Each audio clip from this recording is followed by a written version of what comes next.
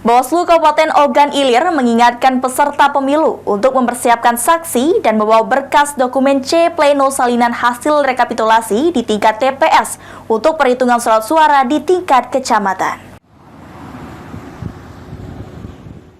Ketua Bawaslu Ogan Ilir Dewi Al-Hikmawati mengingatkan dan mengajak peserta pemilu 14 Februari 2024 untuk mengikuti perhitungan surat suara tingkat kecamatan atau PPK di 16 kecamatan di Ogan Ilir dengan mempersiapkan saksi-saksi dan membawa berkas dokumen C pleno salinan hasil rekapitulasi di tingkat TPS.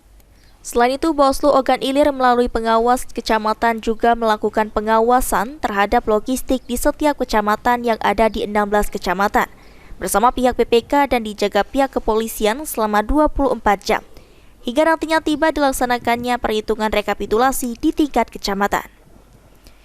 Namun Dewi mengaku belum menerima jadwal rekapitulasi yang akan digelar di tingkat kecamatan. Saat ini pihaknya masih menunggu jadwal dari KPU Ogan Ilir.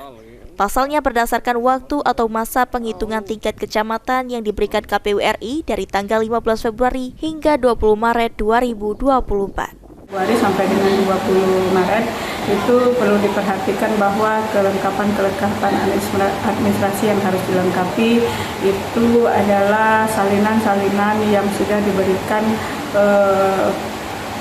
prosesnya yang sudah dilakukan di TPS itu sudah diberikan C salinan, kawan-kawan juga sudah mempunyai dokumen terkait dengan C pleno. Ahmad Romawi, PAL TV.